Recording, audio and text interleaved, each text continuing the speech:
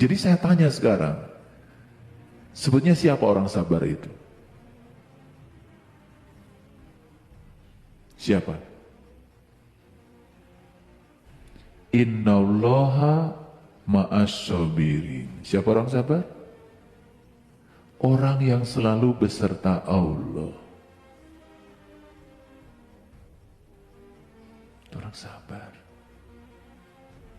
Pernah nggak dapat definisi sabar setegas ini? Selama ini kan sabar, yang sabar ya, yang sabar ya. Jadi menurut ayat ini orang sabar itu orang yang selalu beserta Allah.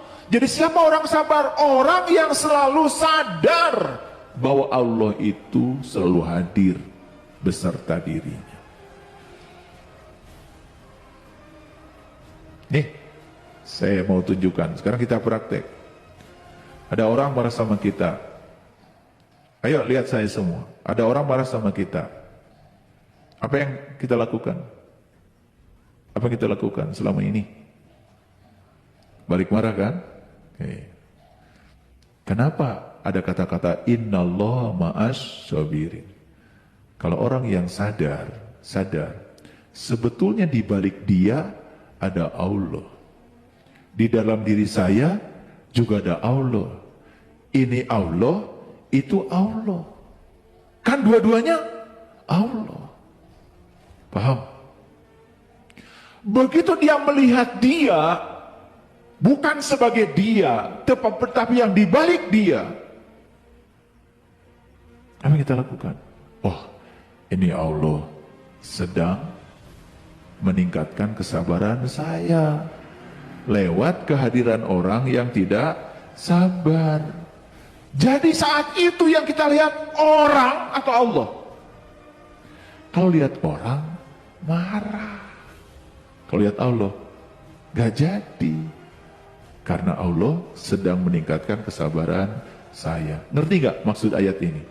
Innallaha ma'as-sabirin. Jadi, lihat saya semua.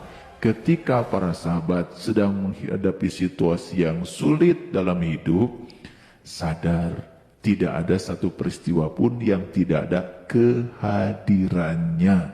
Jadi, itulah yang disebut dengan innallaha ma'as-sabirin. Apa yang kita lakukan selama ini? Klaim. Saya sabar. Makanya saya selalu berserta Allah. Itu bukan? Itu klaim yang bullshit. Gak ada artinya. Jadi tidak perlu klaim. Lihat saya semuanya. Apapun situasinya kita sadar di situ ada Allah. Tidak mungkin satu peristiwa pun hadir tanpa kehadirannya.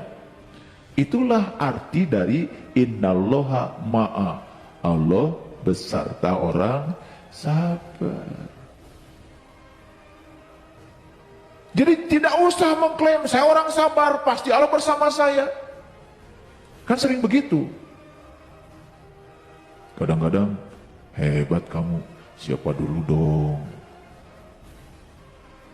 Karena saya sabar, jadi Allah juga beserta saya. Tuh, itu klaim yang bullshit. Nanti begitu ada kejadian, mohon maaf ya, yang tidak disukai, pasti terpancing.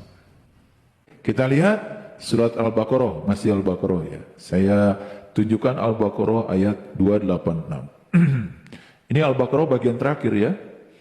Yang sudah mendengarkan kajian Al-Baqarah, yang sudah punya kumpulan CD ceramah saya tentang Al-Baqarah, ya mungkin pernah dengar kajian ini. Mari kita lihat ayat ini. La yukallifullahu nafsan illa wus'aha. Allah tidak pernah membebani seseorang melainkan sesuai dengan kesanggupannya. Ini praktekan. Gak mungkin tuh. Allah membebani sesuatu kepada kita di luar kemampuan kita. Jadi apapun yang terjadi pada kita, itu sudah ditakar oleh Allah. Gak mungkin dia tuh maha adil. Kita saja sering merasa seakan-akan beban kita itu melampaui kemampuan kita sendiri. Kalau itu yang ada di pikiran kita, akibatnya kita pun akan merasakan seperti yang di pikiran kita. Tapi kalau kita yakin Allah ngasih apapun pada saya sesuai dengan kemampuan saya, berarti segala masalah yang sedang saya hadapi, saya mampu menyelesaikannya. Gak mungkin ada orang frustrasi. Gak mungkin ada orang lari dari masalah. Gak mungkin. Nih, saya lihat, kalian tuh pernah begitu. Ini wajah-wajah frustrasi. Ini wajah-wajah putus asa. Betul nggak? Iya. Itu karena kesadaran tentang Allahnya nggak ada. Coba lihat ayat ini. La yukallifullahu nafsan illa wus'aha. Ayat ini dibaca setiap tahlilan. Ayat ini dibaca setiap selesai sholat fardu. Jadi wiridan. Saking sering dibacanya dalam wiridan sampai nggak sadar apa yang dibaca. Makanya coba nanti sekali-kali wiridannya pakai bahasa Indonesia. Allah tidak membebani seseorang melainkan sesuai dengan kesanggupannya. Wiridkan. Nggak usah banyak-banyak. Allah tidak mungkin membebani saya melampaui kesanggupan saya. Allah tidak mungkin membebani saya di luar kemampuan saya. Sayalah yang tidak percaya pada kemampuan saya sendiri. Itu yang membuat saya sering merasa paling menderita dalam hidup. Bilang sama dirimu. Ulang kata-kata itu berkali-kali. Sampai jelek ke sini. Wah, ternyata saya ini mampu. Karena dalam diri saya ada Allah yang maha segalanya. Gitu. Nyambung dengan ayat yang tadi. Innallaha ma'asyabirin. Jadi apa sabar tadi? Beserta Allah. Sabar, sadar dengan kehadiran Allah. Sadar, sabar berarti sadar dengan kehadiran Allah. Makanya sabar dan sadar itu dua kata yang tidak bisa dipisahkan. Tetapi tahu nggak, ketika kita sedang kesulitan, kenapa sih orang-orang meninggalkan kita? Tahu nggak pesan spiritualnya apa? Pesan spiritualnya sederhana. Karena Allah ingin agar kamu menjadi sangat hebat. Allah ingin agar kamu menjadi sangat kuat. Allah ingin agar kamu bisa bangkit dengan kakimu sendiri. Allah ingin agar kamu bisa bangkit dengan kekuatanmu sendiri tanpa harus dibantu siapapun. Dan Allah sebetulnya sedang mengisyaratkan kepada kita saat orang lain meninggalkan kamu ketika kamu menemukan kesulitan. Apakah kamu bisa sadar bahwa sesungguhnya hanya aku satu-satunya penolong kamu? Sadar gak? Nah, ketika orang lain meninggalkan kita, apa yang terjadi? Kita menggerutu bukan? Kita protes bukan? Atau kalau tidak kita pidato. Kalian tuh gak tahu diri ya. Gak ingat jasa-jasa saya ya. Begitu? Coba. Tapi orang yang terang benderang di dalam dirinya, saat ditinggalkan temannya, saat ditinggalkan orang ketika dia kesulitan, dia sadar hanya Allah yang selalu menemaniku. Itulah.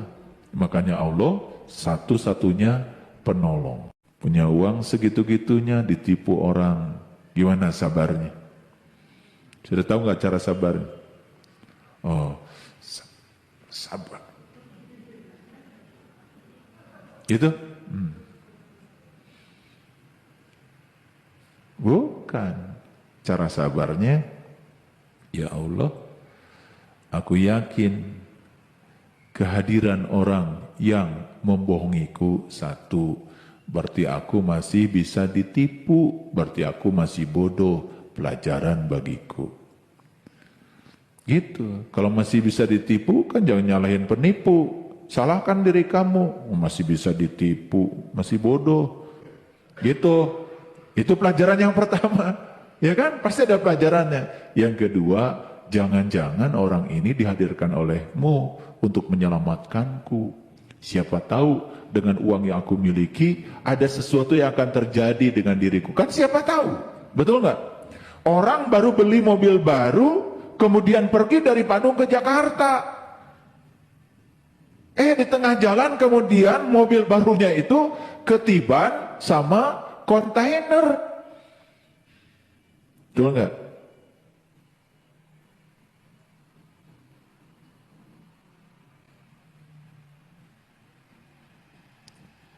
Jadi kalau kita selalu menyadari kehadirannya, nggak mungkin protes. Nabi Muhammad juga sempat dilempari tuh waktu di Taif pakai batu. Mungkin ya kelas-kelas kita nih ketika dilemparin batu. Udah aja ya Allah, saya berhenti aja jadi Rasul. Gini amat. Mungkin gitu ya kelas-kelas kita kan.